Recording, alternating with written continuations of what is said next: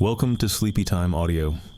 We combine relaxing reading and sound therapy to help with tinnitus, insomnia, and anxiety. If you enjoy the channel, please like and subscribe. Chapter 1. Down the Rabbit Hole. Alice was beginning to get very tired of sitting by her sister on the bank, and of having nothing to do. Once or twice she had peeped into the book her sister was reading, but it had no pictures or conversations in it. And what is the use of a book, thought Alice, without pictures or conversations? So she was considering in her own mind, as well as she could, for the hot day made her feel very sleepy and stupid, whether the pleasure of making a daisy chain would be worth the trouble of getting up and picking the daisies, when suddenly a white rabbit with pink eyes ran close by her. There was nothing so very remarkable in that, nor did Alice think it so very much out of the way to hear the rabbit say to itself, oh dear, I shall be late." When she thought it over afterwards, it occurred to her that she ought to have wondered at this, but at the time it all seemed quite natural. But when the rabbit actually took a watch out of its waistcoat pocket and looked at it and then hurried on, Alice started to her feet, for it flashed across her mind that she had never before seen a rabbit with either a waistcoat pocket or a watch to take out of it. And burning with curiosity, she ran across the field after it, and fortunately was just in time to see it pop down a large rabbit hole under the hedge. In another moment, down went Alice after it, never once considering how in the world she was to get out again. The rabbit hole went straight on like a tunnel for some way, and then dipped suddenly down, so suddenly that Alice had not a moment to think about stopping herself before she found herself falling down a very deep well. Either the well was very deep or she fell very slowly, for she had plenty of time as she went down to look about her and to wonder what was going to happen next. First, she tried to look down and make out what she was coming to, but it was too dark to see anything. Then she looked at the sides of the well and noticed that they were filled with cupboards and bookshelves.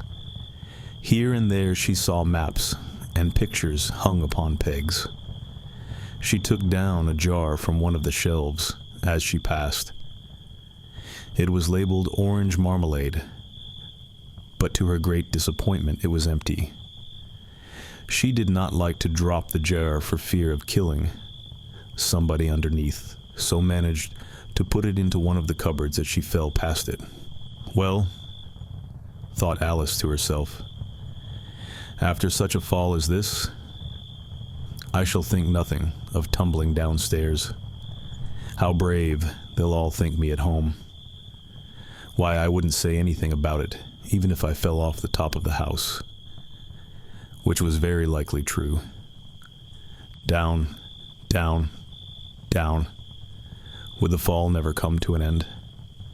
I wonder how many miles I've fallen by this time, she said aloud.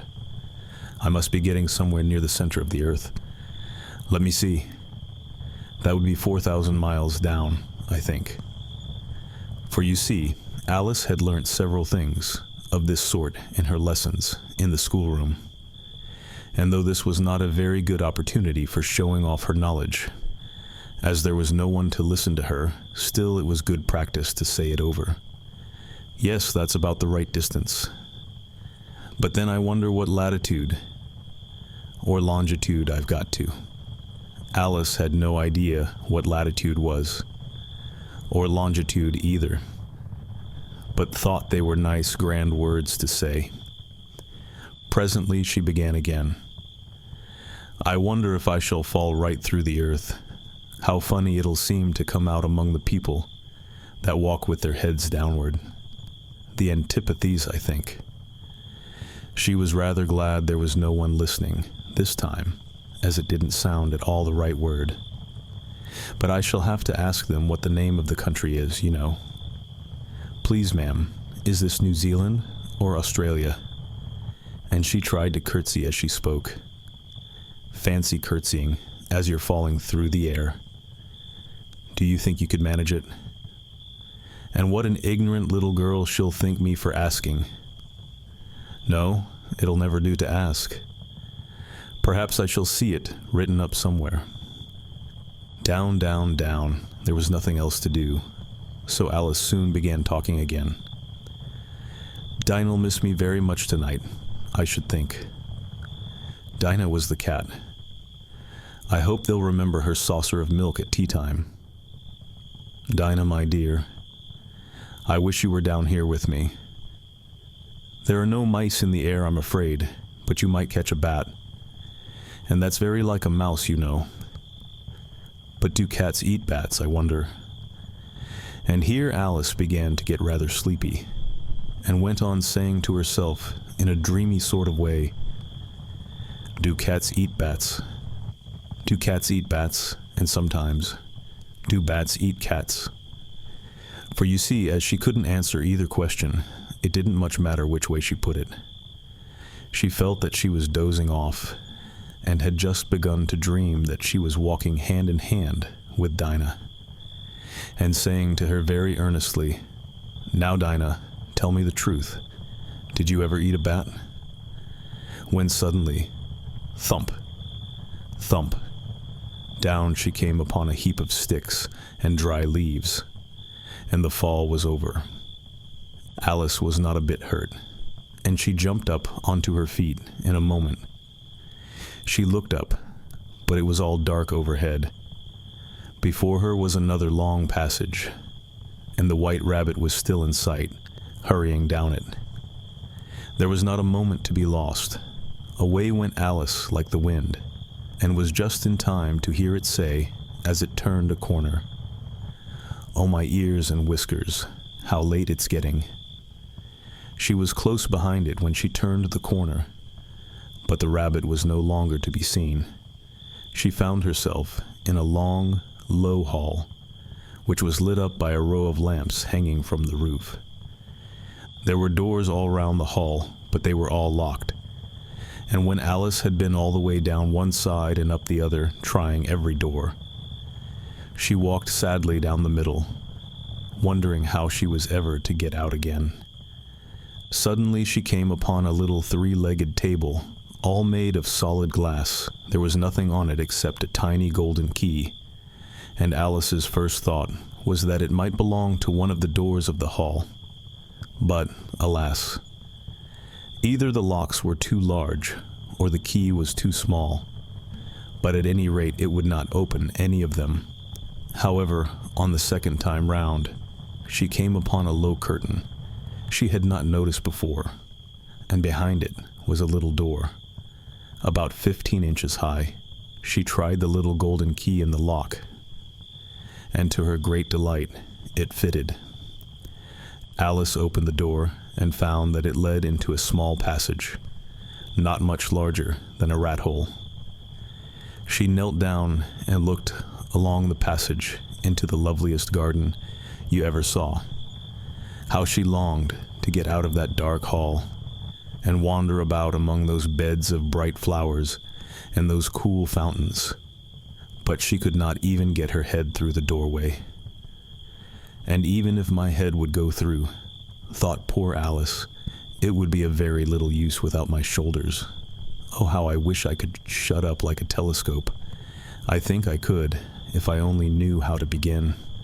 For you see, so many out-of-the-way things had happened lately, that Alice had begun to think that very few things indeed were really impossible. There seemed to be no use in waiting by the little door, so she went back to the table, half hoping she might find another key on it, or at any rate a book of rules for shutting people up like telescopes.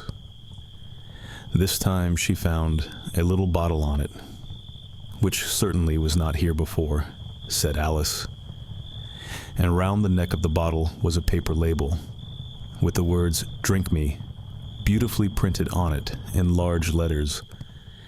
It was all very well to say "drink me," but the wise little Alice was not going to do that in a hurry. "No, I'll look first," she said, "and see whether it's marked poison or not." For she had read several nice little histories about children who had got burnt and eaten up by wild beasts and other unpleasant things, all because they would not remember the simple rules their friends had taught them, such as that a red-hot poker will burn you if you hold it too long, and that if you cut your finger very deeply with a knife, it usually bleeds. And she had never forgotten that. If you drink much from a bottle marked poison, it is almost certain to disagree with you sooner or later. However, this bottle was not marked poison. So Alice ventured to taste it, and finding it very nice, it had in fact a sort of mixed flavor of cherry tart, custard, pineapple, roast turkey, toffee, and hot buttered toast. She very soon finished it off. "What a curious feeling," said Alice. "I must be shutting up like a telescope."